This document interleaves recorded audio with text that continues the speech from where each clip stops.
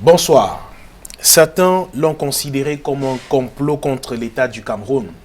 D'autres l'ont vu comme un forum pour monter un mouvement d'insurrection pour déstabiliser les institutions de la République. La conférence de Munich, organisée par la Cameroun Patriotic Diaspora, continue de faire parler plus d'une semaine après. Quel était l'objet de cette conférence qui a longuement parlé de transition politique dans notre pays? Que faut-il retenir de ce forum qui s'est tenu à Munich du 26 au 28 juillet dernier? Quels en étaient les principaux intervenants et même les organisateurs? Les questions continuent de se poser. Avec notre invité ce soir, nous allons tenter d'apporter des réponses à ces nombreuses interrogations, ainsi que nous évoquerons bien sûr plusieurs autres sujets qui font l'actualité dans notre pays. Bienvenue à Parole d'Homme sur Canal 2 International.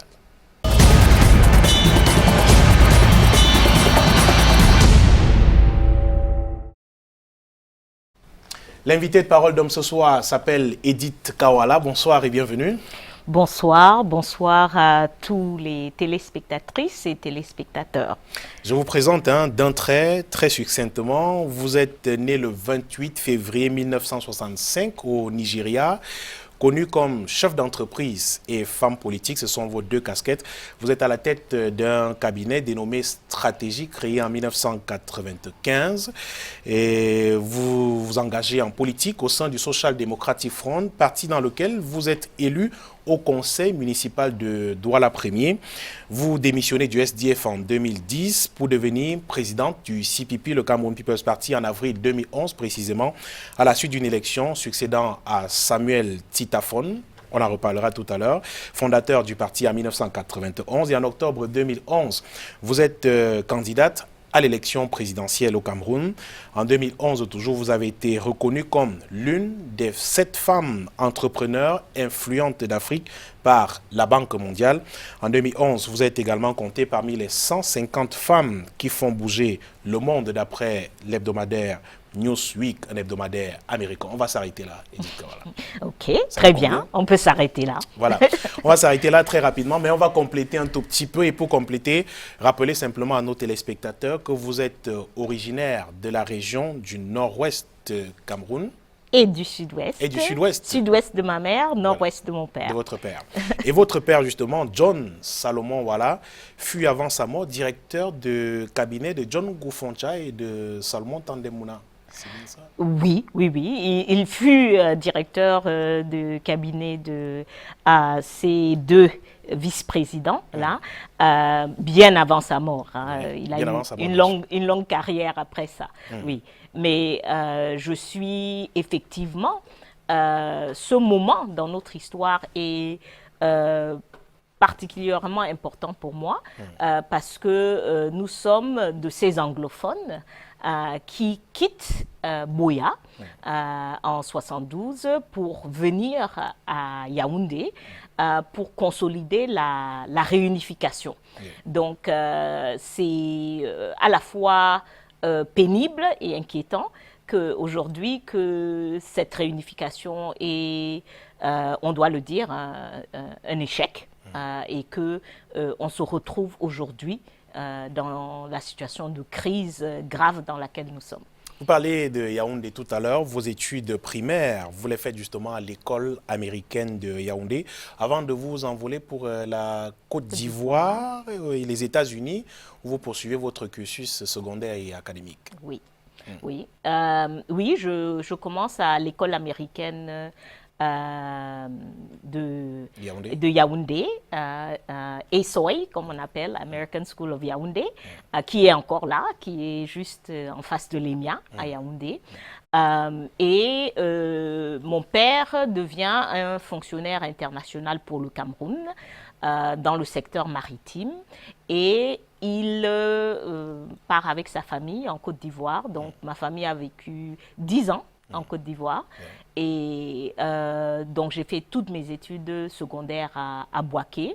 Et comme mon père avait choisi de nous mettre dans le cursus américain, c'est tout naturellement alors qu'on va aux États-Unis pour les études universitaires. On résume. né au Nigeria, vous grandissez en partie au Cameroun Oui. et en Côte d'Ivoire, et puis les États-Unis. Oui. Vous revenez au Cameroun en Oui. quelle année? Je reviens au Cameroun en décembre 89. 89. Oui. Après vos Je suis études. toujours au Cameroun pendant les bons moments. Je reviens en 89, décembre, quand le Cameroun est en plein mouvement pour passer d'un état de parti unique à un état multipartiste. Justement. Et vous entrez donc en politique en 2007, du moins officiellement, sous la bannière du Social Democratic Front, et vous êtes élue conseillère municipale à la commune d'arrondissement de Douala-Premier. Oui. Vos anciens collègues de cette mairie, Edith Kawala, disent de vous que vous étiez une conseillère municipale pas très présente, hein, toujours très absente, pas présente lors des conseils municipaux et autres. Je crois que je suis toujours conseillère municipale, donc je crois que quelque part ils ont raison, hein, quelque part ils ont raison, mais c'est vrai à partir d'un certain nombre d'années. Quand je commence, je suis très présente, je suis très active au sein de la mairie, etc., jusqu'à ce que je comprenne que dans la gouvernance camerounaise, il ne s'agit pas d'apporter des projets pour améliorer la vie des citoyens. Il s'agit d'une gouvernance, même à ce niveau communal, malheureusement, une gouvernance partisane, une gouvernance qui ne laisse pas de place pour une réelle réflexion sur des idées nouvelles, sur des projets nouveaux. Et je me concentre alors, dans mon rôle de conseillère municipale, à voir quels sont les projets que je peux véritablement mener avec les populations. Et on a mené des très beaux projets. À Bali, on a mené un projet pour nettoyer tout un quartier. Je crois qu'on a gagné la ville propre, le prix de la ville propre une année. On a aussi travaillé avec cette population pour conserver leur habitat, parce qu'à un moment donné, ils étaient attaqués par quelqu'un qui avait un titre foncier, qui sortait de on ne sait plus trop où.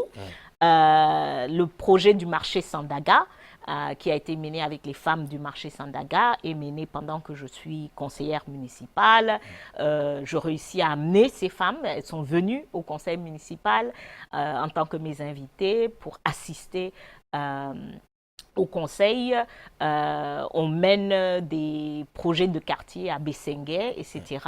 Donc, ce rôle est très important. Il faut savoir que dans mon cursus professionnel, mon cabinet, le cabinet stratégie, est le premier cabinet à travailler sur les questions de décentralisation au Cameroun. Ça, c'est en 98.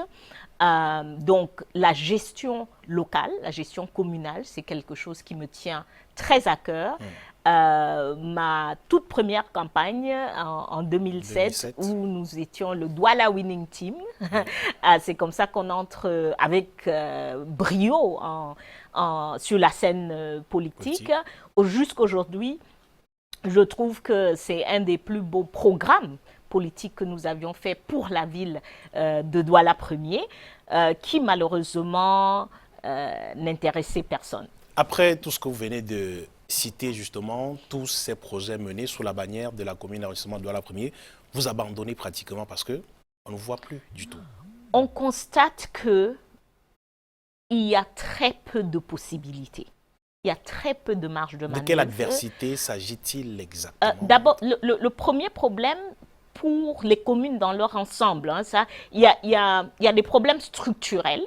Et puis, il y a des problèmes de culture politique. Les problèmes structurels sont que les mairies n'ont pas d'argent. Les mairies n'ont véritablement, même une commune comme Douala Premier, n'a pas vraiment de l'argent pour le développement, pour des projets avec les populations, pour améliorer les quartiers, etc. Je vois des personnes sur les réseaux sociaux, je crois que nous allons parler de de la route de Yassa Nous en tout à parlerons l'heure. tout à l'heure, Je oui. vois des personnes qui disent mais c'est pas possible, que fait le maire, etc. Les mairies n'ont tout simplement pas ni la compétence pour ces axes majeurs, ni les ressources, ni les moyens financiers. Ils ont très peu d'argent. L'argent arrive très tard, souvent, quand cet argent arrive. Et donc, pour la conseillère municipale que je suis, qui est entrée pour travailler avec la population. Vous avez estimé que vous perdiez votre temps? J'ai estimé qu'il y avait très peu de choses à faire à ce niveau-là et que j'étais plus efficace. Tout ce que je vous ai cité là, que ce soit le marché Sandaga, que ce soit les projets au niveau de Bali, c'est des projets pour lesquels nous avons recherché des fonds avec les communautés. Ce n'est pas l'argent de la mairie. Vous avez cherché les fonds en quel titre? Un titre de conseiller municipal de la commune de Douala-Premier? Non, ou alors non, à quel titre? Pas du tout. Les fonds sont soit partis on a une association qui s'appelle Cameroun Obosso. Donc, sont soit passés par Cameroun Obosso, sont soit passés par la communauté elle-même. Quand je dis communauté, le groupe avec lequel nous travaillons sur le terrain. Et il y a des choses aussi, on a fait avec beaucoup de créativité en tant que chef d'entreprise qui travaille dans le domaine de l'entrepreneuriat. Nous avons fait des beaux programmes de formation. Je crois que aujourd'hui, Cameroun Obosso compte plus de 2000 jeunes qui ont été formés en entrepreneuriat, en recherche d'emploi, etc. Où la mobilisation était tout simplement soit moi-même en tant que formatrice, soit des contacts que j'avais dans les entreprises, etc., qui sont venus faire ces formations. En résumé, depuis des mois ou alors peut-être des années, vous ne siégez plus au conseil municipal de la commune de Douala-Premier? Douala-Premier, je suis très peu présente. Ça c'est absolument vrai. Autre problème qu'il y a, c'est que, donc je vous ai parlé des problèmes structurels, je vous parle maintenant des problèmes de la culture politique, qui n'est pas une culture de développement. Une commune ne devrait pas être politique. Une commune devrait se préoccuper des problèmes des populations et utiliser toutes les ressources disponibles pour résoudre les problèmes de ces populations. Ce n'est pas notre culture. C'est une culture d'opposition contre le parti au pouvoir. Contre l'exécutif communal en place, même au sein de la commune. C'est une culture où vous ne pouvez pas aller vers le maire pour dire voilà, je propose telle chose. On a dit vos rapports très tendus, les rapports très tendus entre vous et le maire Lengue Malapa, oui, du temps où vous siégez encore. Oui, les rapports ont été très tendus ces premières années parce que le peu d'argent qu'il y a, est géré d'une manière catastrophique, avec le maire qui a des indemnités qui ne finissent pas, pendant qu'on a 0 franc pour mener un projet avec des jeunes ou avec des commerçants ou avec d'autres personnes. Et j'estimais aussi que mon rôle au sein de la commune, au sein de la mairie, était de questionner cette gestion des fonds. Et comme on le faisait avec analyse de manière assez pointilleuse et de manière à provoquer ce n'était pas du goût du maire. Oui, ça a peut-être mis le maire un peu mal à l'aise. Ce travail est encore justifié, mais j'ai compris, l'expérience de Douala-Premier m'a permis de comprendre que le problème n'est pas au niveau d'un maire. Le problème n'est même pas au niveau d'un délégué du gouvernement. Le problème est vraiment systémique dans la manière dont nous avons structuré l'État. Et c'est ce problème-là qui est à la base de la crise anglophone aujourd'hui. C'est le problème des ressources et des compétences qui ne sont pas l'hypercentralisation, comme on dit souvent. Voilà, qui ne sont pas au niveau local et qui n'arrivent pas à satisfaire les besoins des populations. Donc moi, je suis allée là où est le problème pour concentrer mes énergies à ce niveau. On poursuit avec votre parcours politique. En octobre 2010, le 23 précisément, vous démissionnez du Social Democratic Front. Oui. Sous fond d'accusations de malversation financière. Que s'est-il exactement passé, Edith Kawala? Alors, oui, je me rappelle, je crois que c'était ma première réelle douche froide politique.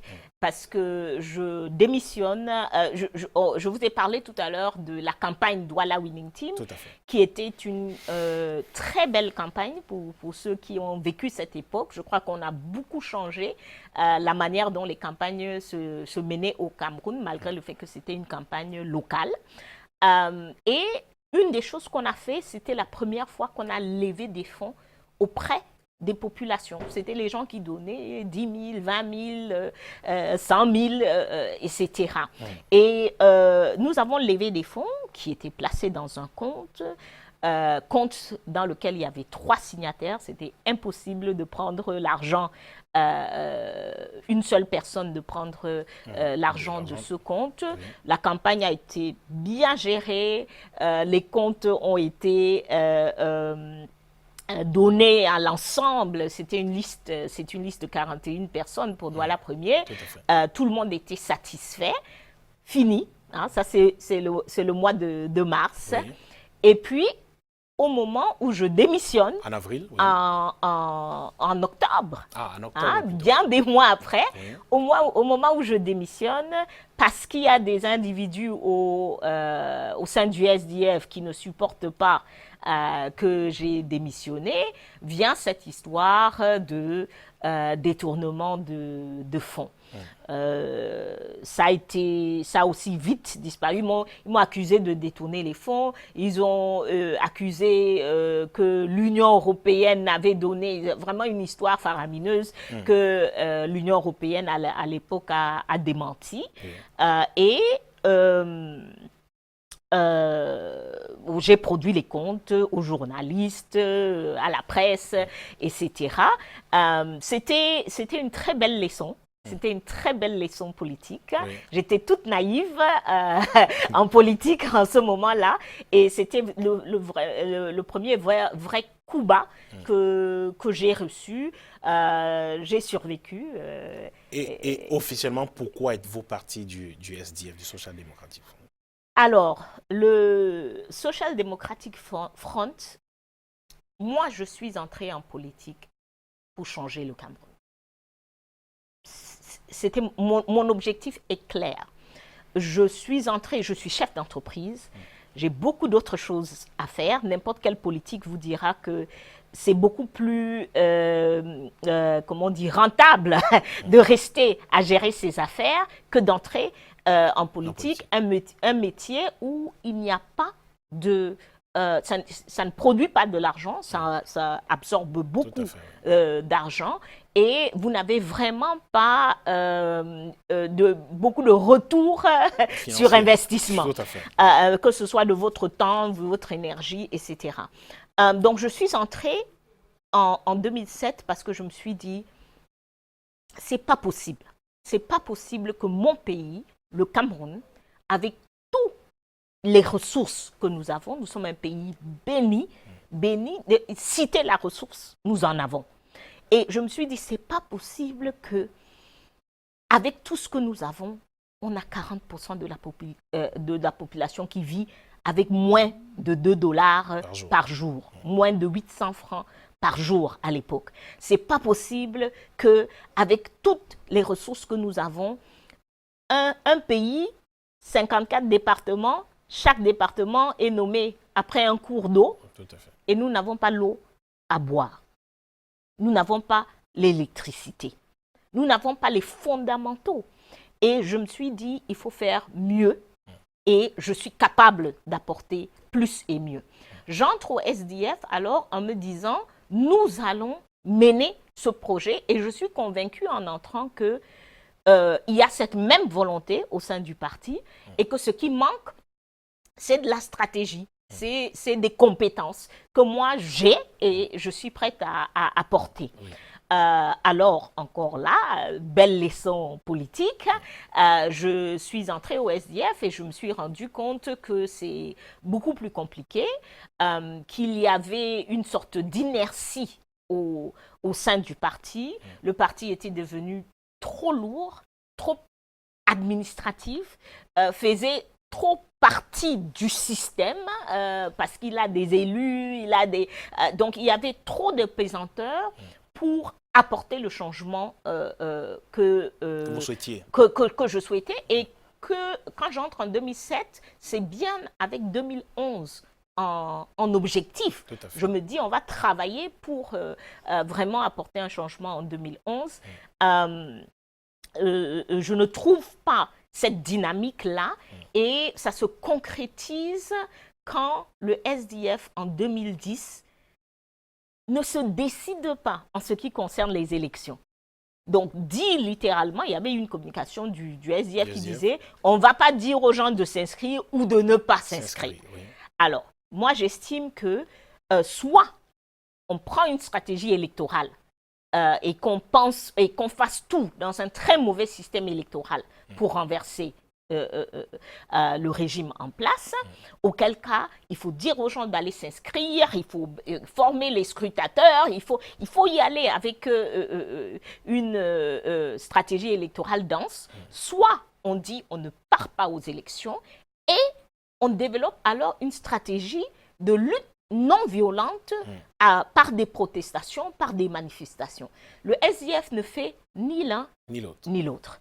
Et en ce moment-là, je dis non. Je ne suis pas entrée en politique. J'ai beaucoup de respect pour le SDF. Hein. C'est un parti qui a marqué notre histoire. Si moi, je suis assise ici devant vous, c'est à cause du travail qui a été fait par le SDF. Mais j'ai estimé, en ce moment de notre histoire, ils ne seront pas capables de mener la stratégie qu'il faut d'obtenir le résultat. En avril 2011, donc, vous rejoignez le CPP où vous êtes élue présidente. Vous vous présentez à l'élection de 2011, on l'a déjà dit à l'issue. Vous êtes classée 6e sur les 23 candidats avec 0,72% des suffrages exprimés. Une déception pour vous à l'époque? Vous attendiez à mieux que ça? Très certainement, en entrant dans la campagne, très certainement, je m'attends à mieux.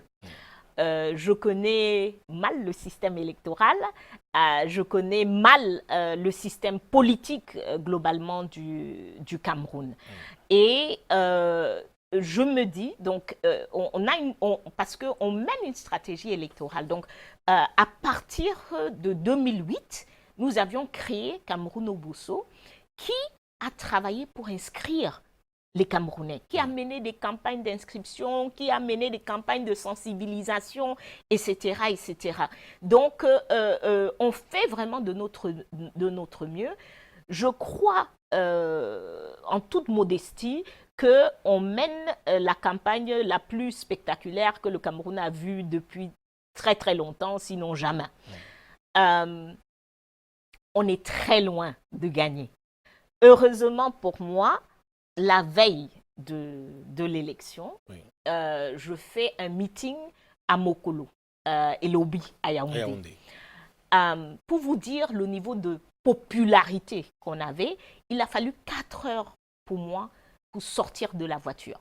La foule courait vers la voiture, couvrait la voiture, les sauveteurs avaient acheté des bières, ils versaient sur la voiture, etc. Il y avait une réelle euphorie qui pourrait laisser croire que, waouh, on est à la veille d'un changement majeur pour le pays. Ça, c'est après avoir fait le tour du Cameroun avec des très, très beaux meetings, avec une réelle dynamique. Quelque chose me prend pendant que je suis sur cette estrade à Mokolo et Ilobi, la foule à perte de vue. Et quand j'arrive finalement à les calmer, je demande combien d'entre vous sont inscrits. pour voter. Déception. Et dans cette foule-là, pas une centaine, une foule qui avait des milliers, peut-être 4 000, 5 000 personnes. Peut-être la preuve que la campagne de Cameroun Obosso n'avait pas beaucoup porté. Non, non, pas du tout. Heureusement pour moi, je dis heureusement parce que c'était la veille de l'élection, donc oui. J'ai compris quel serait le résultat le lendemain. Donc le choc n'était pas trop grave. Non, tout le parcours, toute cette expérience nous a permis de comprendre pourquoi les Camerounais n'ont pas confiance en leur système électoral. Les gens ne s'inscrivent pas parce que les campagnes ne sont pas bonnes, pas parce que j'entends parfois l'opposition n'a pas réussi à les convaincre, etc. Non, les gens ne s'inscrivent pas parce qu'ils ne croient pas au système. Ils savent que le système, que les dés sont pipés, ils savent que ce système n'est pas fair play, que vous ne pouvez pas avoir un ELECAM composé, à l'époque c'était à 100% des membres du comité central du RDPC. Les anciens membres. Ceux qui ont démissionné la veille de leur nomination. Ils ont démissionné après, hein, après même. Après, non, ne jouons pas avec des mots.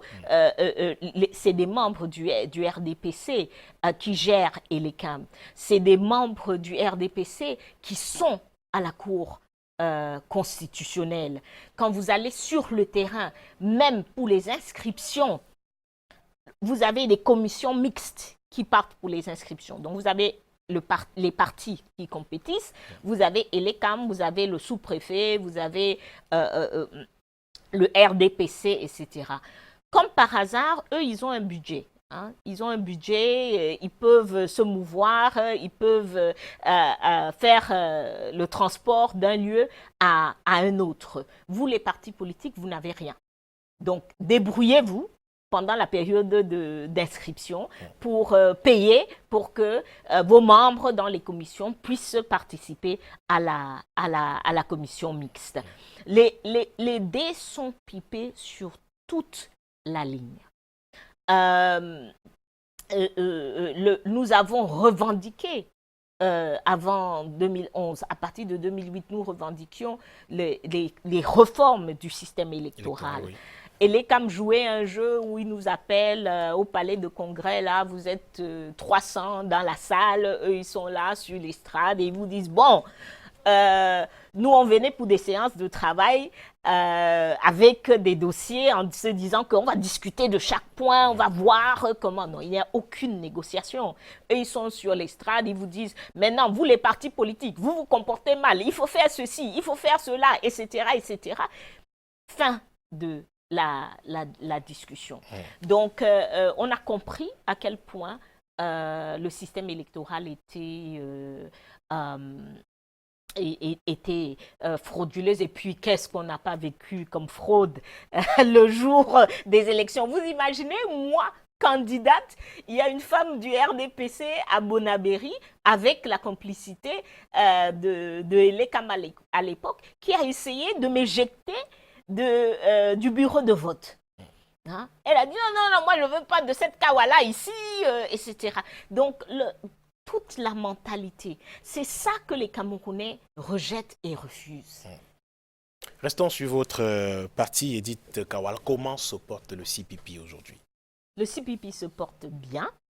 Le CPP, après cette expérience électorale en 2011, ensuite notre deuxième expérience en 2013 pour les élections législatives et municipales, nous avons dit on ne va plus participer aux élections. Nous avons dit là, vraiment, les expériences nous montrent que battre le régime en place dans un système, donc vous allez à un match de foot où il y a une équipe, cette équipe-là, c'est lui qui vend les billets pour que les supporters entrent au stade. Cette équipe-là, c'est lui qui a l'arbitre. Cette équipe, c'est lui qui a les arbitres de touche. Et cette équipe-là, c'est lui qui a la FECAFOOT qui va prononcer à la fin qui a gagné le match. Non. c'est d'un ridicule. C'est d'un ridicule de participer à une telle mascarade. Nous décidons que non. Et nous nous asseyons pour dire alors quelle stratégie? Parce que l'objectif, c'est le changement pour le Cameroun. Donc, nous décidons sur la transition politique comme objectif. Nous en discutons avec... On en parlera. OK. On en parlera. OK. Et je vous demandais comment se porte le CPP. On a parlé du professeur Samuel Tita-Fonds tout à l'heure, fondateur du parti, on l'a dit en 1991, qui vous mène une guerre sans merci depuis un moment et qui se dit justement être le président du CPP à l'heure où nous parlons sur ce plateau. D'ailleurs, conforté dans cette position par le ministère de l'administration territoriale qui a fait des communiqués pour dire que vous n'aviez plus le droit de vous exprimer au nom du CPP. Et pourtant, me voici en train de m'exprimer au nom du illégalement. CPP.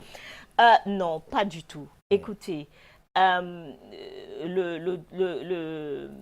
docteur Tita-Fonds me mène une guerre sans merci. Non, non.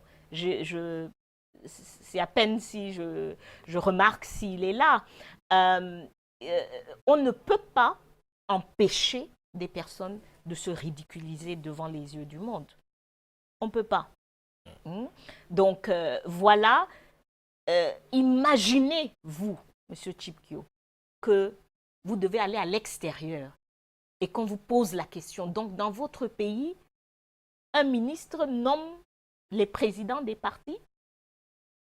Quelle honte! Quelles sont les raisons pour lesquelles Edith Kawala Tita-Fonds se réclame être le président du CPP? Je n'ai aucune idée parce qu'en tant que présidente du CPP, je n'ai jamais reçu un courrier de M. Tita-Fonds. Je n'ai jamais reçu un courrier du ministre de l'administration territoriale qui s'appelle M. Atanganji. Je n'ai jamais été convoqué pour venir au ministère pour une discussion par rapport à un problème quelconque. Donc, je ne sais pas pourquoi M. Tita-Fonds, qui en 2011, avec beaucoup de fierté, et ça faisait partie de la fierté du CPP, nous étions parmi les rares partis politiques au Cameroun où il y a eu passation de pouvoir au niveau de la présidence.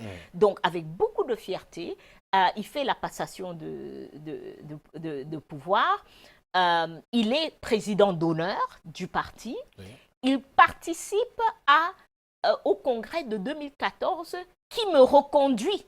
Il est présent lors du congrès de 2014 qui me reconduit à la présidence. Et c'est la petite folie des élections. Vous savez, pendant les élections, le parti au pouvoir, en plus d'avoir truqué tout le système électoral, ils ont un petit jeu de corruption qu'ils font en donnant un peu d'argent à des gens pour venir dire qu'ils les soutiennent. Ils forment comme ça ces petits partis satellites. Et M. Tita-Fonds est entré dans ce jeu-là. Mais c'est dommage. C'est un jeu, vous le dites, mais qui ne garantit pas la sérénité au sein de votre formation politique aujourd'hui. Les militants s'en trouvent un peu démoralisés, peut-être pour les uns, peut-être mal en point, qui ne comprennent pas ce qui se passe exactement. Non, on n'a pas de militants. Vous vous sentez sereine malgré cette sortie du ministre de l'administration territoriale qui vous interdit de prendre la parole au nom du CPP? Complètement. D'ailleurs, je n'ai pas arrêté même 24 heures depuis que le ministre a fait... parce que c'est complètement illégal.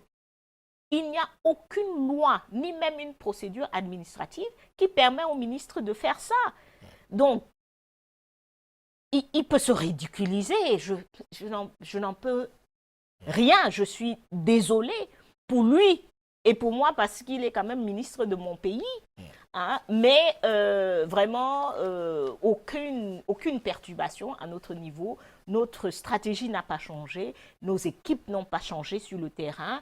Monsieur Tita-Fonds a réussi à avoir une ou deux personnes qui l'accompagnent dans sa petite folie. Et nous avons aussi fait un choix stratégique. Nous avons amené M. Atanganji au tribunal. Le dossier est en cours, nous l'avons attaqué au tribunal et nous avons choisi que c'est la seule action que nous allons mener parce que l'objectif, c'est aussi la distraction. L'objectif, c'est qu'on vienne là et qu'on commence des petites bagarres. Non, avec qui? Non, pas du tout. Je vous suggère, Edith Kawala, que nous parlions de quelques sujets liés à l'actualité dans notre pays. Vous avez certainement entendu de l'entrée est de la ville de Douala qui défraie la chronique depuis quelques jours et fait l'actualité, notamment avec des embouteillages géants, des bouchons interminables liés aux travaux qui ont cours en ce moment sur cet axe routier. Parcourir 10 km, il faut mettre pratiquement 4 heures. Les populations sont un tout petit peu désabusées, des usagers qui partent de Douala pour Yaoundé ou l'inverse se trouvent dans une situation très inconfortable. Le ministre des Travaux publics était d'ailleurs sur le site aujourd'hui. Le préfet du département du Vour hier a pris une mesure pour tenter de désengorger la situation. Quel commentaire vous suggère justement cette situation à l'entrée est de la ville de Douala? Écoutez, je vous disais tout à l'heure que nous, en 2014, on a décidé pour la transition politique. On a dit il n'y a plus rien à faire avec ce régime. Et le constat est clair. Pour moi, toutes ces situations, c'est juste des preuves additionnelles de ce que vous et moi et tous les Camerounais savent. Que les personnes qui nous gèrent aujourd'hui ne sont ni capables de gérer l'eau, pas capables de gérer l'électricité, pas capables de gérer la route, pas capables de gérer l'hôpital, pas capables de gérer l'école et très certainement pas capables de gérer des crises complexes comme la crise de Boko Haram dans l'extrême nord du Cameroun ou bien la crise anglophone dans le nord-ouest et le sud-ouest.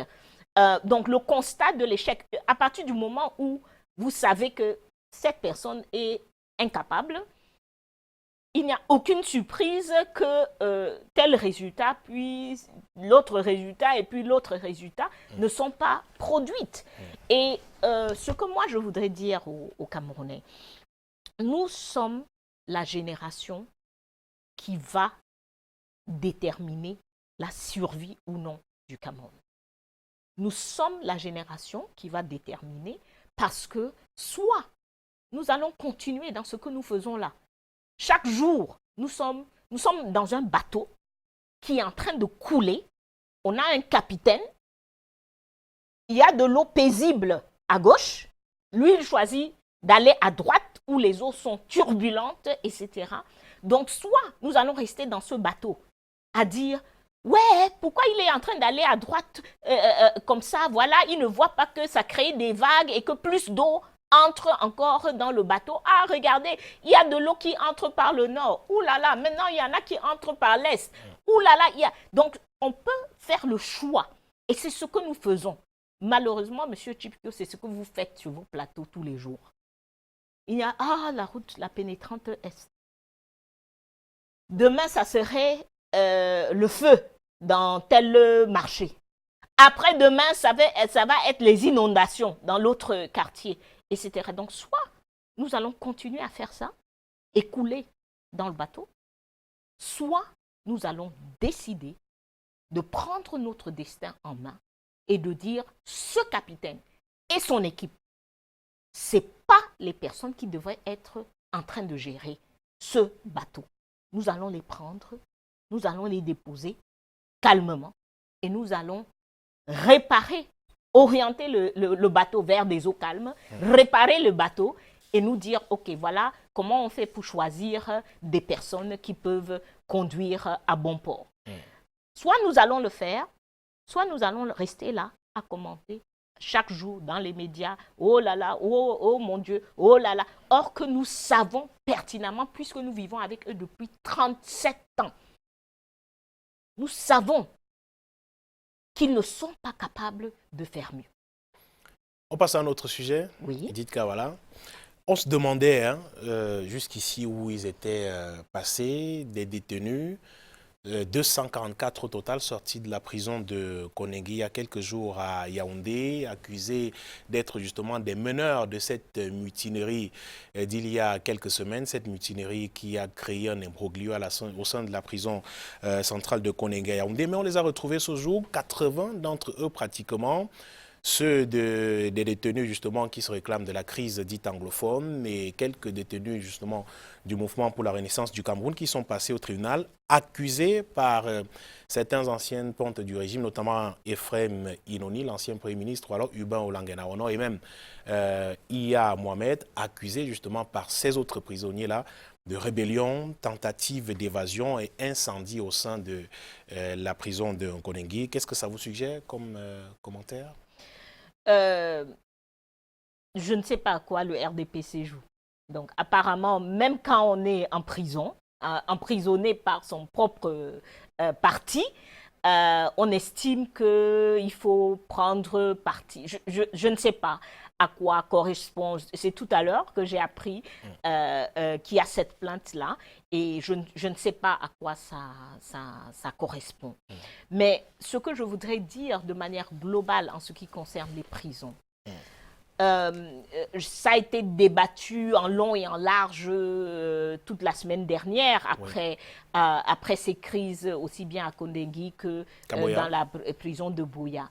Nous, le problème fondamental, surpopulation. Nous avons des prisons qui sont en train d'héberger 7, 8, 9 fois le nombre de personnes pour lesquelles elles ont été construites. Deuxième chose, nous avons 70% des personnes qui sont en prison sont des personnes qui sont des détenus. Donc, ils n'ont pas été jugés. Ils sont là en attente. Personnes en détention préventive. Voilà. Pourquoi, quand vous avez ce problème-là en temps normal, parce que ça, c'est un problème qui existe avant toutes les crises politiques que nous sommes en train de décrire. Pourquoi, dans cette situation-là, est-ce que vous allez commencer? Il y a 3 catégories de personnes qui ne devraient absolument pas être dans ces prisons. Premièrement, il y a les personnes qui ont été arrêtées de manière illégale et arbitraire dans la lutte contre Boko Haram. Notre armée a réussi des choses très importantes en ce qui concerne la lutte contre Boko Haram, mais le prix a été très fort. Nous avons vu cette vidéo de 2 femmes qui ont été fusillées avec leurs enfants. C'est un indicateur de comment cette guerre a été menée. Et parmi les choses qu'on a fait, c'était d'arrêter les gens en masse quand on soupçonnait qu'il y avait un Boko Haram ou 2 Boko Haram par là, de venir dans tout un village et ramasser tout le monde. Certaines de ces personnes sont encore en prison, là où nous parlons. Nous avons dans ce cadre-là les 3 jeunes lycéens qui se sont envoyés un SMS, de blague, qui eux aussi sont encore en prison en ce moment. Première vague. Deuxième vague, la crise anglophone. Et je voudrais rappeler aux Camerounais, parce qu'aujourd'hui, comme il y a des armes et qu'il y a des atrocités qui sont commises, on oublie que ceux qui sont en prison, la majorité, Mancho BBC, Terence Penn, Galim Félix, Chick Conrad, etc., n'avaient pas un bâton en main quand ils ont été arrêtés. Ce n'est pas des personnes armées, c'est des personnes qui sont arrêtées en 2017. En ce moment-là, il n'y a pas d'armes, il n'y a pas de violence de la part de la population. C'est des personnes qui étaient en négociation avec le gouvernement la veille, et puis ce même gouvernement décide que non, ils sont des terroristes et on les amène en prison. Certains d'entre eux sont encore en prison jusqu'à aujourd'hui. Ils sont plus de 1000 à notre décompte. Plus de 1000. Les jeunes garçons, vous vous rappelez, à cette époque-là, en 2017, on recevait la communication des Ambazoniens. Hein. Ils étaient en pleine campagne de communication, ça venait dans tous nos groupes WhatsApp, etc. Sauf que si tu étais dans le nord-ouest et le sud-ouest, on pouvait te stopper, regarder ton téléphone et dire « Ah, toi, tu as ces images-là dans ton téléphone, ça veut dire que tu fais partie en prison. » Ces enfants sont encore en prison. Ça ne vous suffit pas. octobre 2008, vous tenez une élection. 2018. 2018, pardon. Vous tenez une élection présidentielle. Une élection présidentielle. Monsieur Biya dit qu'il a gagné avec son système électoral. C'est pas lui qui dit qu'il a gagné, il a été proclamé vainqueur de l'élection oui, par ses camarades, par le Conseil constitutionnel. Par ses camarades du parti. Ok. Monsieur Kamto dit non, moi, j'ai gagné. Et je vais mener des actions parce que moi, j'ai gagné. Ok. Prenons même les résultats de monsieur Kamto et mettons-les de côté.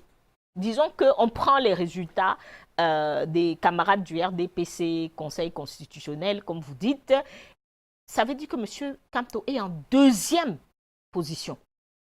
Selon ces résultats-là, il fait quoi en prison, M. Tchip-Kio? Il fait quoi en prison?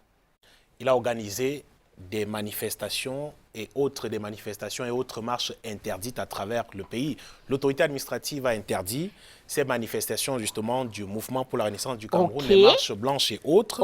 Et puis le parti s'est entêté. Voilà pourquoi les gens ont été arrêtés. Ça, ce sont des explications de l'autorité administrative. Très bien. Disons que je vous suis. Jusque-là, je ne veux pas entrer même en contradiction avec ce qu'ils disent là, que je trouve complètement bidon, pour utiliser ce mot-là. Mais suivons-les. Donc, M. Kamto, candidat à la présidentielle du Cameroun, selon vos résultats, numéro 2, mène des manifestations qui ont été interdites. Et puis, vous le mettez en prison?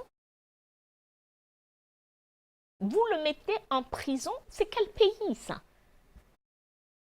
Monsieur Kamto, si vous voulez vraiment mener un procès contre lui, il ne peut pas être chez lui et venir comparaître.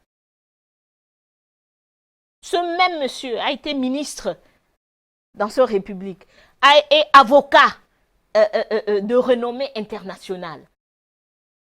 Monsieur Tchip-Kio, ces gens du RDPC, ils passent leur temps à dire, voilà, vous salissez l'image. C'est eux qui salissent l'image de notre pays. Moi, j'ai honte. J'ai honte à chaque fois que je voyage à l'international et qu'on me demande, mais qu'est-ce qui se passe dans votre pays là? Les gens vont aux élections, après vous les mettez en prison.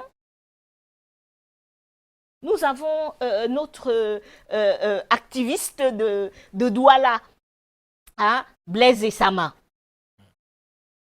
que tout le monde connaît, avec sa moto, avec son combat pour les figures nationalistes.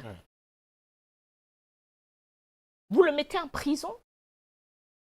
Vous avez déjà un problème de surpopulation carcérale. Je vous dis, avant tout ça, vous avez un problème de surpopulation. Vous n'arrivez pas à gérer les gens. Les tribunaux sont, comment on dit, congested. Ils n'arrivent pas à traiter les dossiers à temps.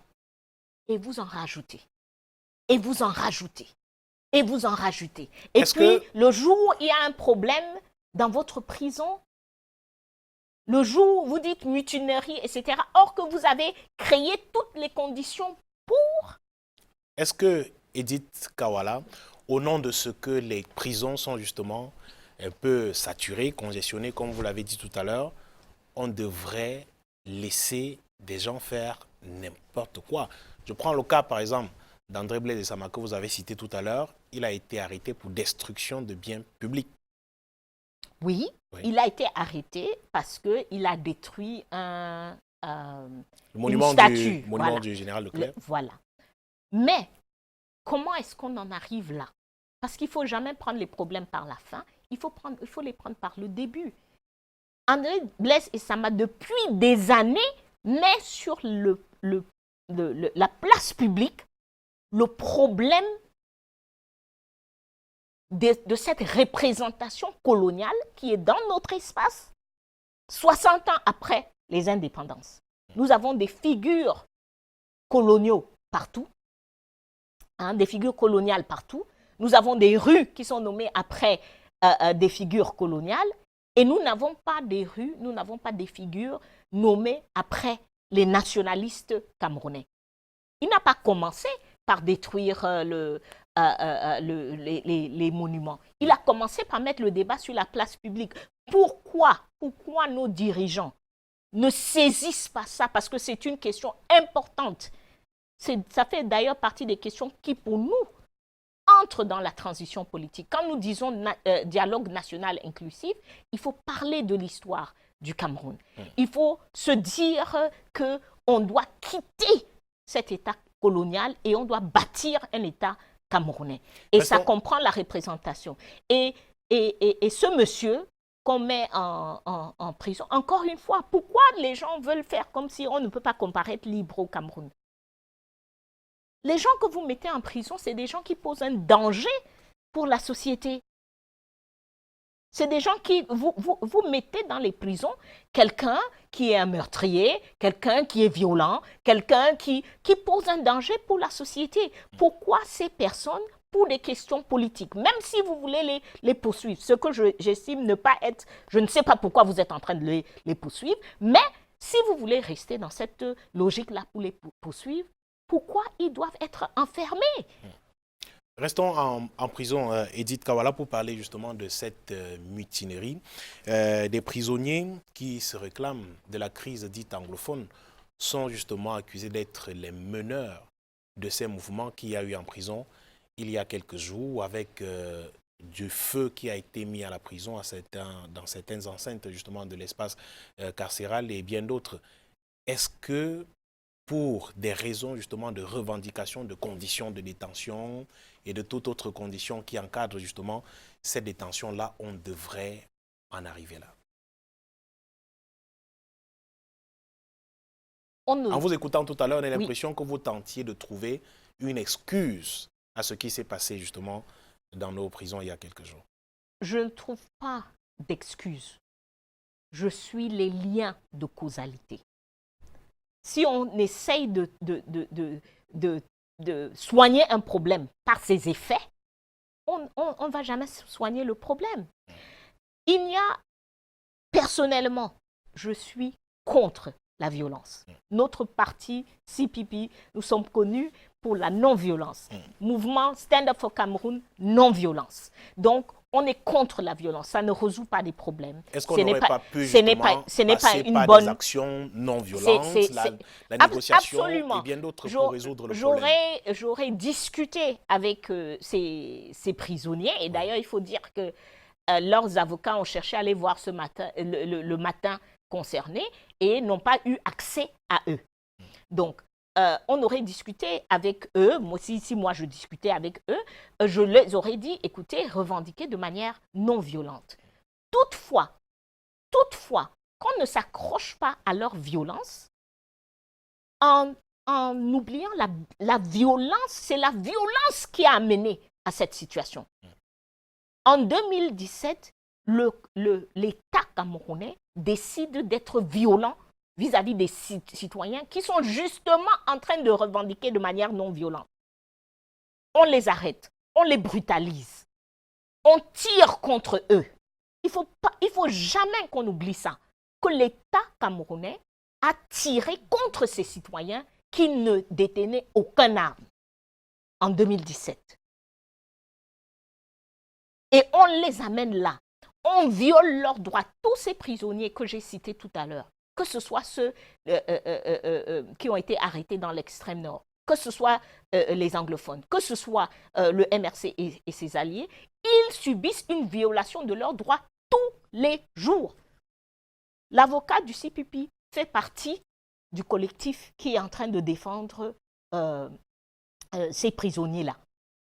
Nous avons des comptes rendus tous les jours de la manière dont la loi est violée, de la manière dont ils subissent des indignités humaines.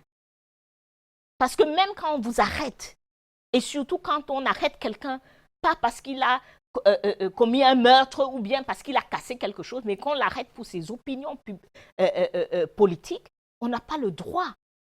On n'a pas le droit de lui faire subir un certain nombre d'indignités. Tout à l'heure, vous avez dit 244 sont partis au CED, ont été exfiltrés.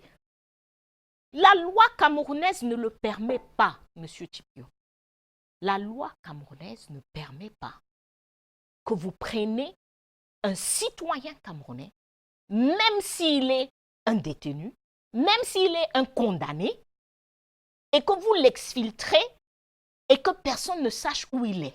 Ils sont revenus en prison, de toutes les façons. Non, ils sont sortis selon on une ne communication. on ne connaît pas le nom. Selon une communication, je vous relance Oui. dessus, une communication du porte-parole du gouvernement il y a quelques jours justement. Oui. Ces personnes étaient en exploitation. Quelques-uns d'entre eux, on l'a dit en début d'émission, ont été traduits justement devant les tribunaux.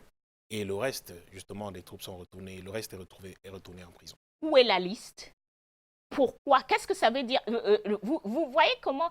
Vous savez, la dictature, c'est quelque chose de terrible, hein, parce qu'elle crée une culture que nous tous nous adoptons. Vous venez de dire en exploitation. Ça veut dire quoi? Des enquêtes, ça veut dire pour quoi? comprendre Être en exploitation, c'est un terme il s'agit des enquêtes, extrêmement... Non, mais c'est le passé. terme qui est utilisé par l'administration. C'est un terme extrêmement inquiétant. Vous n'avez pas le droit, selon la loi du Cameroun, que cet État est supposé défendre. Vous n'avez pas le droit de poser des questions à un détenu Même s'il a posé des actes sans son avocat. Irrévérencieux. Vous n'avez pas le droit sans son avocat. La loi dit qu'il a droit à un conseil dès le moment de son arrestation. Les avocats, depuis le 26 juillet, que ces événements ont eu lieu, n'ont pas pu avoir accès à leurs clients. Non, mais ça c'est pour le dossier d'aujourd'hui. Je voudrais le dire à l'endroit de nos téléspectateurs. Ceux justement qui sont passés devant les tribunaux, ce jour, ont été assistés de leurs avocats. Ça au moins je peux vous le certifier. Ils n'ont pas le droit. Vous avez dit, et je crois que vous citez le ministre, qu'ils ont été en exploitation. On n'a pas le droit de les poser des questions sans leurs avocats. On n'a pas le droit de leur refuser la visite de leur famille. On n'a pas le droit. Et il faut savoir que c'est une violation pour nous tous les Camerounais, parce que nous, on est là, on a l'impression que ça arrive à des personnes qui sont là, mais c'est extrêmement grave que notre État a des citoyens camerounais en sa possession et ne respecte pas la loi vis-à-vis de ses citoyens. Et qu'il y ait des rumeurs. Vous avez suivi comme moi ces rumeurs. Ah, il y en a qui sont morts. Ah, il y en a qui ont subi des tortures terribles. Ah, il y en a. Pourquoi? Pourquoi l'État se met dans cette position-là? Ces gens qui disent qu'il ne faut pas salir l'image du Cameroun. Ils agissent en toute illégalité. Ils ont des citoyens en leur possession, sous leur contrôle, et qu'il y ait des rumeurs sur si ces personnes vivent ou pas. Pourquoi ce régime se comporte de cette manière? Et la question plus importante nous vient à nous. Parce que je dis pourquoi, or qu'on sait que c'est comme ça qu'il se comporte. Parce que ça fait des décennies, ça fait 37 ans qu'il se comporte comme ça. Donc la question, c'est pourquoi nous, on continue à accepter ça. Pourquoi? Parce que demain, M. Tchipio, ça va être vous. Hein. Je faisais des interviews comme ça avec Mimi Mefo. Et puis un jour, j'apprends qu'elle a été prise, qu'elle est à Kondenki. Donc, si c'est arrivé à elle hier, ça va vous arriver demain. Ça va m'arriver demain. Donc, le challenge, c'est à nous, les Camerounais, d'agir. Sortant des prisons, Edith Kawala, Ces nouvelles nous amènent justement à parler de la situation sécuritaire. Vous avez commencé à parler tout à l'heure dans les régions du nord-ouest et du sud-ouest Cameroun. Avez-vous visité l'une de ces deux régions ces derniers jours, ces dernières semaines, ces derniers mois? Ces dernières semaines, non, parce que j'ai voyagé sur plus d'un mois et demi et ça fait juste quelques jours que je suis de retour. Oui. Toutefois, étant de retour, bien sûr, j'ai pris les nouvelles Et quelle est donc, de nos militants. de vos militants, quelle est donc la situation actuelle elle est très sur le mauvaise. terrain? Elle est très, très mauvaise. Il n'y a aucune amélioration. Donc, il y a autant de violence. Il y a des personnes qui ont même l'impression qu'il y a une augmentation de violence, Oui. que ce soit de la part de l'armée camerounaise, que ce soit de la part des groupes Terroristes, armés, des groupes séparatistes, armés oui. qui agissent sur le terrain. L'économie est complètement à plat. Et ça aussi, je constate que nous sommes passés sur quelque chose d'extrêmement grave qui se passe notamment dans le sud-ouest et pour le pays. La CDC est pratiquement fermée aujourd'hui. C'est le deuxième employeur après l'État du Cameroun. 22 000 employés. Plus de 80% n'ont pas eu de salaire depuis juin 2018. La Sonara, avec l'accident qui s'est produit, la Sonara, non seulement elle-même, en tant qu'entreprise, son importance dans l'économie camerounaise, je n'entends pas parler. Le gouvernement nous a dit non, non, il n'y aura rien, on est en train de tout gérer. Comment? Comment? C'est l'entreprise pétrolière, c'est elle qui produit les devises dont nous avons besoin. Et plus important encore, la Sonara détient 62% de la dette vis-à-vis des banques camerounaises des entreprises publiques.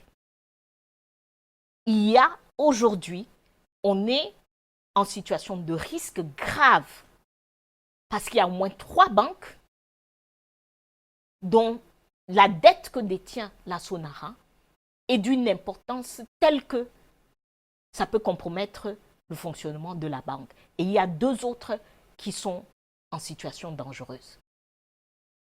Notre gouvernement n'en parle pas. On n'entend pas des analyses. On ne voit pas quelle est la sortie, quelle est la voie par laquelle on va sortir de là. Et nous, les Camerounais, qui avons l'habitude, nous savons. Vous savez, quand vous ne connaissez pas quelqu'un, on peut vous pardonner de lui avoir fait confiance sur certaines choses. Mais nous connaissons ce régime. Ça fait 37 ans que nous sommes ensemble. Nous savons que quand ils n'en parlent pas, c'est parce qu'ils n'ont pas de solution. Alors, à quand la transition politique? À quand est-ce que les Camerounais vont se dire « ça suffit ». Parlons de la situation sur le terrain. On a besoin de changer ce régime.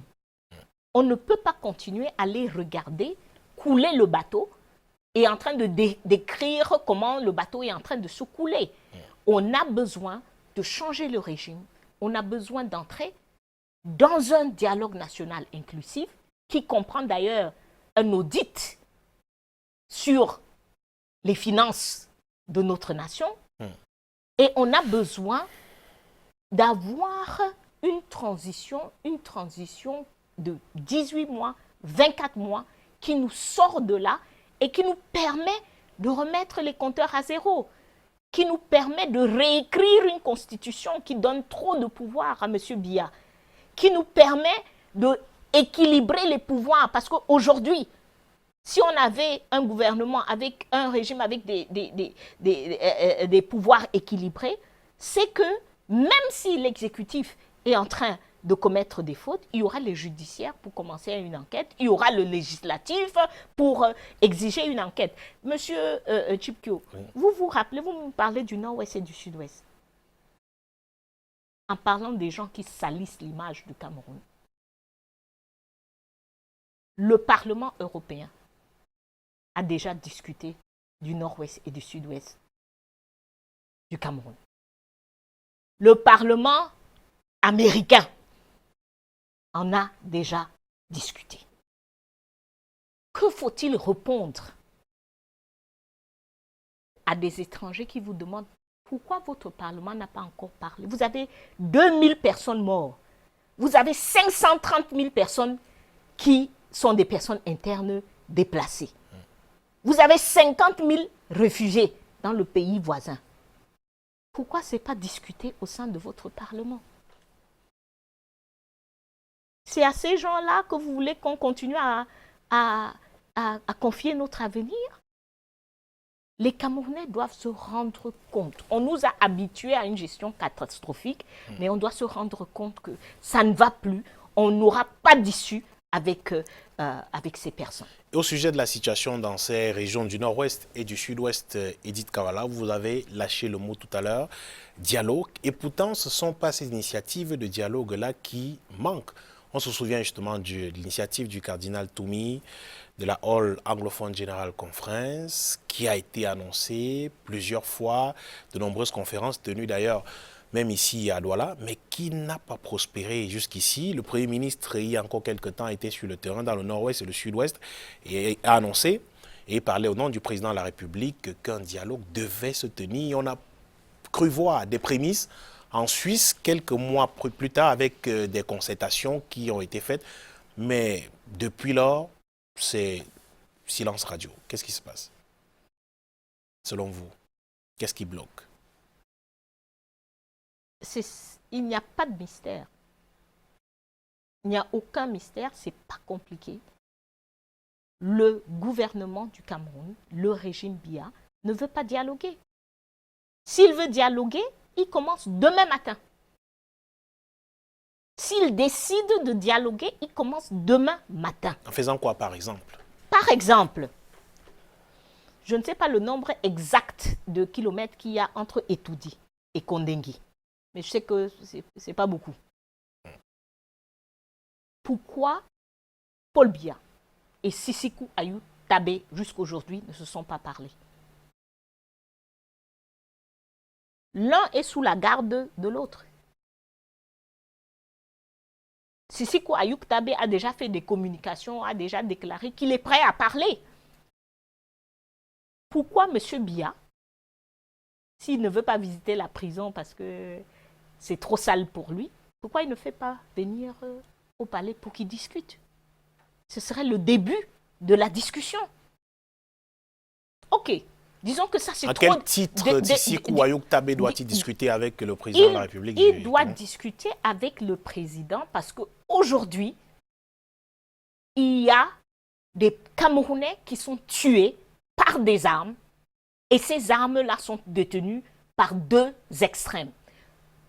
À un niveau, le gouvernement du Cameroun, et à l'autre niveau, des personnes qui ont décidé qu'ils veulent ne peut pas mettre sur la même balance l'armée régulière et des séparatistes qui sèment la terreur et parfois sous l'ordre justement de celui que vous avez cité tout à l'heure au début justement de ces manifestations-là dans les régions du nord-ouest et du sud-ouest du Cameroun. Je ne les mettrai jamais sur la balance. L'un, c'est l'État. L'un a la responsabilité de vous protéger, vous et moi. Et le constat est là. Dans ces régions-là, d'abord, et vous savez, moi je ne suis pas en train de blâmer l'armée, parce que l'armée est un instrument du politique. Aucune armée ne peut se lever et dire que je vais dans telle région ou dans telle région. On donne l'ordre à l'armée et l'armée exécute. On dit à l'armée jusqu'où il peut aller dans l'utilisation de la force et l'armée exécute. Donc, M. Biya a donné l'ordre à son armée, c'est lui le chef des armées. Il a donné l'ordre à son armée le 22 septembre 2017 et le 1er octobre 2017 de tirer. Non, vous ne pouvez pas le dire. Absolument. Vous n'avez aucun argument, absolument. Vous n'avez aucune preuve. Monsieur Chipkio. Edith Kawala. Monsieur Chipkio. Écoutez, madame, s'il vous plaît, Edith Kawala. Oui. Vous n'avez aucun élément de preuve pour étayer ce que vous affirmez. Vous ne pouvez pas dire que le président de la République donne l'ordre de tirer sur des populations. Monsieur On ne Chipkio. peut pas accepter que vous disiez une telle chose, dans une vous n'avez dans pas une la telle possibilité. mission. Non. Monsieur Chipkio, le président de la République, il est le chef des armées. Tout à fait. C'est ça la loi camerounaise? C'est ça, n'est-ce pas? Ça veut dire que, en tant que chef des armées, si quelqu'un a tiré et que ce n'était pas sous ses ordres, cette personne-là devrait être sanctionnée. C'est le cas. C'est le nous cas. parlons. C'est le cas, justement. Non. C'est le cas, Madame Non. Kawala. Non. Je vous rappelle, justement, Donc, il y a eu des bavures. Il y a eu des bavures. Monsieur Chipkio. Le Monsieur gouvernement, Chipkio, parfois, à travers le ministère de la Défense, rendu public des communiqués pour parler justement de ces bavures, qu'il y a parfois eu des militaires, nombreux ont été sanctionnés, les noms rendus publics d'ailleurs, d'autres ont été suspendus carrément de l'armée camerounaise. Monsieur Chipkio, ayez du respect pour vous-même en tant que citoyen, pour moi et pour le reste des citoyens et surtout pour la population du Nord-Ouest et du Sud-Ouest. Notre armée a brûlé des villages, a tiré sur des gens et continue à le faire. Et on a quelques individus qu'on prend comme ça. Ce n'est pas des individus qui ont dérapé. C'est une manière de faire. Ces ordres viennent d'en haut. Et il faut que ceux qui sont en haut prennent la responsabilité pour cela. C'est clair que les groupes armés sont en train de commettre des atrocités. Pour moi, en tant qu'anglophone, on n'aurait jamais dû, les anglophones n'auraient jamais dû prendre des armes. Mais il ne faut pas manquer de respect à ceux qui sont morts, à ces familles qui sont en train de pleurer tous les jours en disant que c'est quelques bavures. On doit se regarder en face. On doit se regarder en tant que nation et on doit comprendre ce qu'on a fait à une partie de notre population. Je suis désolée, nous, on perd les gens. Il faut que ça se comprenne et que ce n'est pas permissible. Aucun Camerounais ne devrait le permettre. Donc, il ne faut pas jouer à la légère avec ça. Et il faut mettre les responsabilités là où elles sont, si elles sont avec le chef de l'État, le chef des armées du Cameroun. Et puis justement, je vais vous relancer sur la question du dialogue. Nous y étions, mais en rappelant à l'endroit de nos téléspectateurs, Edith Kawala, qu'il y a eu des sorties du gouvernement justement, c'est ce que je vous disais tout à l'heure, qui ont fait part de ces bavures-là, je répète ce que j'ai dit tout à l'heure, de ce qu'il y a eu des militaires égarés qui se sont retrouvés justement à commettre certaines exactions et ces militaires-là ont été justement punis. Et l'autre chose, c'est que vous ne pouvez pas affirmer que le chef de l'État a donné l'ordre de tirer sur les populations. Vous n'avez aucun élément de preuve pour le dire. Et je refuse justement que vous le disiez dans une telle émission. Non, je voudrais qu'on soit d'accord là-dessus. Non, on n'est pas d'accord là-dessus. Et qu'on poursuive. Oui, poursuivons, parce qu'on ne sera pas d'accord. Vous pouvez revenir sur la question tout à l'heure. Qu'on poursuive justement sur la proposition de dialogue dont nous parlions tout à l'heure. On se demandait qu'est-ce qui bloque justement le dialogue dont tout le monde parle, dont tout le monde appelle de tous ses voeux. Il faut poser la question à l'État camerounais. Vous avez bien dit tout à l'heure, au moment où les Nations Unies tenaient une réunion d'information sur le cas du Cameroun, le Premier ministre s'est empressé pour aller danser et manger dans le Nord-Ouest et le Sud-Ouest. Et il a dit qu'il venait là comment dire, sous l'ordre du chef de l'État, oui. N'est-ce pas? Oui. Il a dit ça.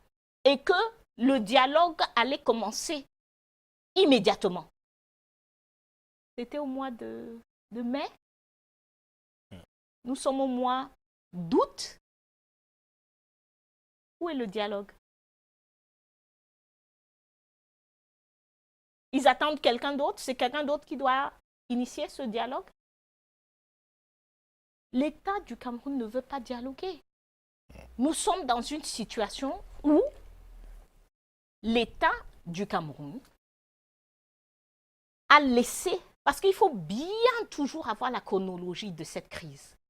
L'État du Cameroun était en train de discuter avec des avocats et des enseignants et d'autres corps de métier.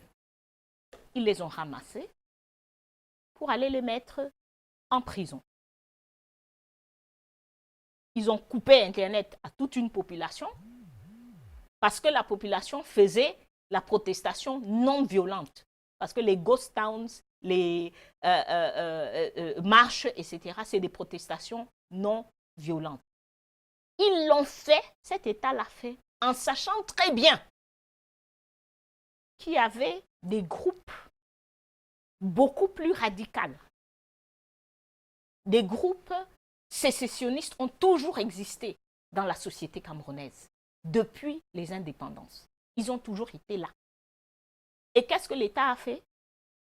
Il leur a ouvert le boulevard. Parce qu'ils ont mis ceux qui étaient des non-violents, qui étaient des modérés, en prison. Ils ont sévré la population d'Internet. Et cette population avait accès seulement à la télévision satellite des sécessionnistes. Donc la population s'est radicalisée, écoutez tous ces messages-là et tout. Ils ont voulu, comme à leur habitude, c'est une dictature. Elle ne connaît que la violence. Elle ne connaît que la force. Ils ont voulu, comme à leur habitude, utiliser la force. Et ils continuent jusqu'à ce jour. Jusqu'à ce jour, vous me posez la question à moi, pourquoi le dialogue bloque? Est-ce que des initiatives, évident. je vais dire privées, comme celle des chefs traditionnels, Sawa par exemple, qui vient d'initier une caravane de la paix, justement, question de sillonner quelques régions du Cameroun pour appeler au retour de la paix, ces initiatives, par exemple, ne peuvent pas produire des fruits? Malheureusement, non. Il faut qu'on arrête avec le cinéma, il faut qu'on arrête avec le folklore.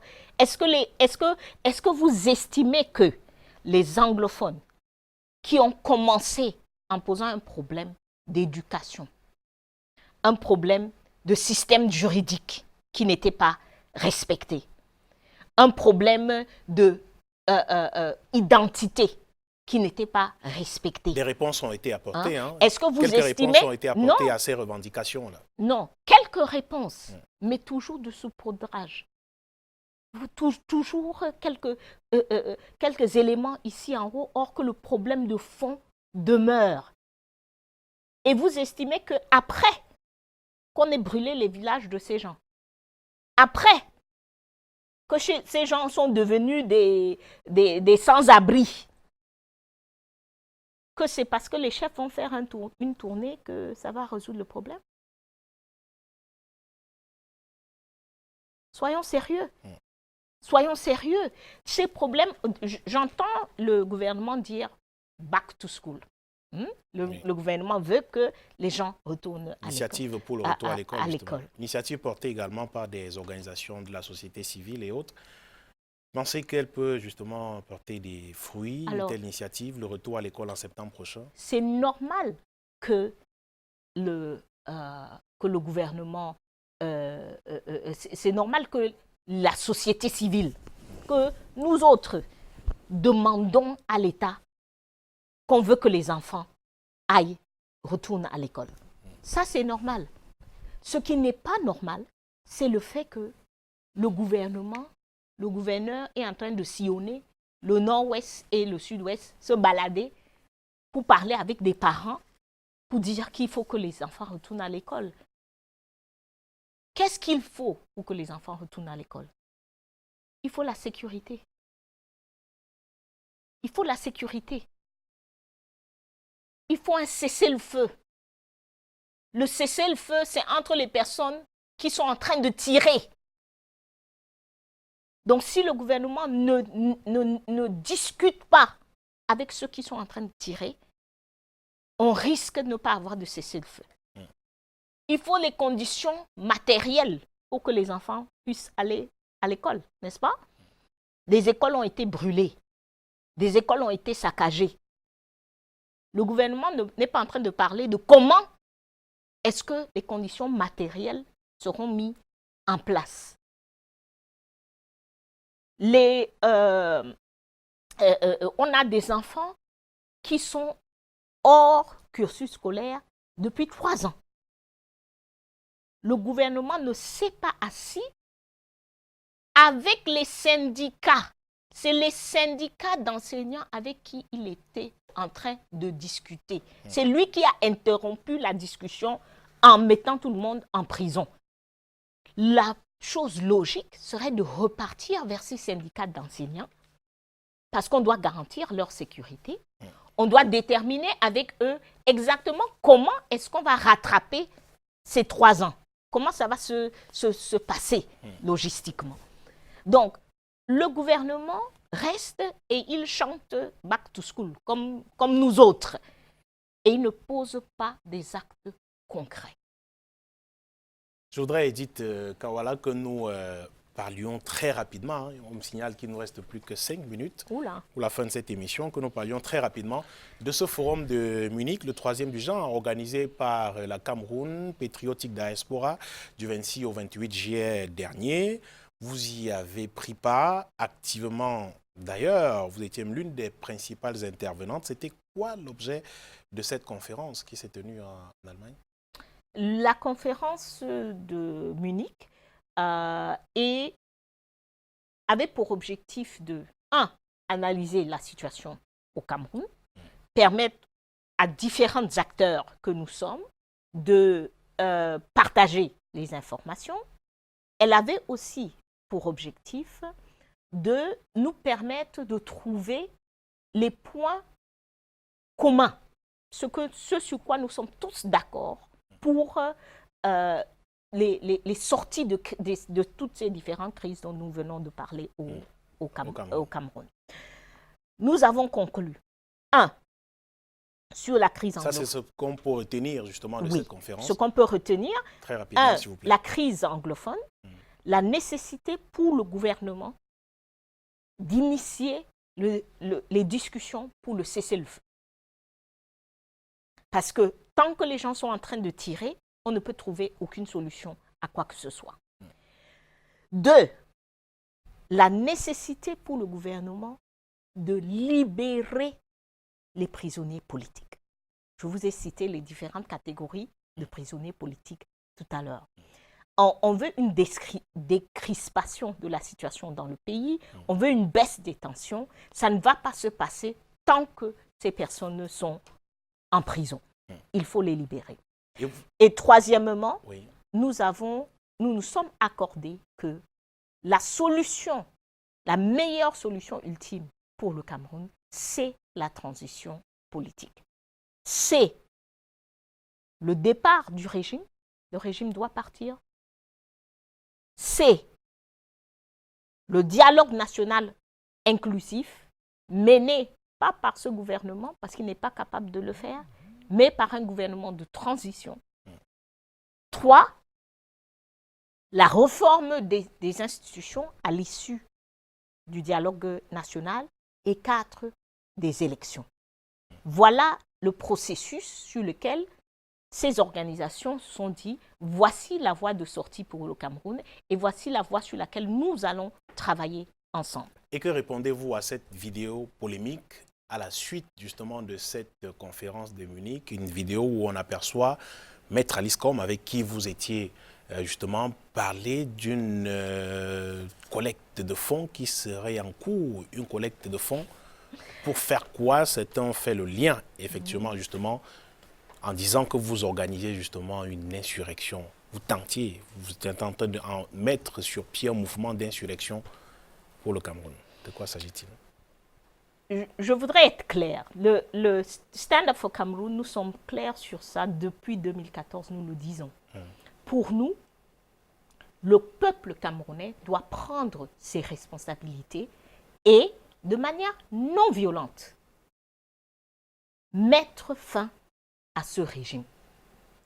Comme les Algériens l'ont fait, comme les Tunisiens l'ont fait, comme les Burkinabés l'ont fait. C'est comme ça qu'on met fin au règne d'un dictateur. Deuxième chose, c'est que pour faire ça, on on a besoin d'argent. Ça se fait avec du transport des militants, ça se fait avec des t-shirts.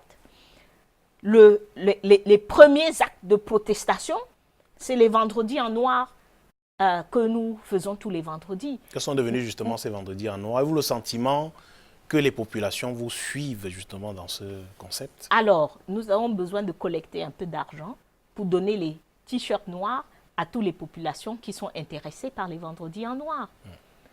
Le vendredi en noir est un acte de protestation que nous mettons en place face à un régime violent. Quand les gens veulent marcher, on les emprisonne. Le noir vous permet d'être au travail, d'être au marché, d'être en train de vaquer à vos occupations, mais de protester et de ne pas être arrêté. C'est le premier acte. Nous le faisons tous les vendredis. De plus en plus de personnes nous rejoignent. Nous allons continuer à le faire. C'est notre engagement pour le Cameroun. Et nous allons continuer à inviter les Camerounais à nous rejoindre. D'ailleurs, on a beaucoup parlé des prisonniers. Le vendredi en noir pour tout le mois d'août et un vendredi en noir de solidarité avec les prisonniers. Merci Edith Kawala. On me fait signe que c'est terminé. Cet entretien est à présent terminé. Je vous dis merci d'avoir accepté notre invitation. Merci à vous. Merci pour ces questions. C'était très riche, très dense.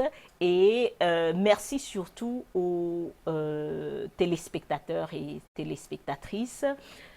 J'invite les Camerounais. Ne soyons pas des spectateurs de notre avenir. Ce qui plane à l'horizon n'est pas positif. Nous avons besoin de prendre notre destin en main et d'agir. Merci, Madame, Messieurs, d'avoir suivi cette autre édition de Parole d'Homme. Passez une belle soirée sur nos antennes et dans 2 semaines, rendez-vous avec un nouvel invité. Bonsoir.